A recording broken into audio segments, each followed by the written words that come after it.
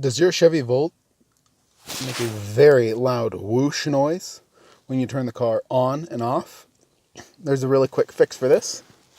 So as you can see, it's going to be really loud. Way too loud.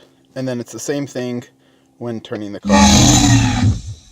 It's the same when you turn the car off. So the fix for this is really easy. Originally I went through and I thought I had to reset all the car's settings to factory, but that is not necessary. It's very easy to fix. All you do is you hit the power, and then right away hit that volume. So now you can see, much quieter.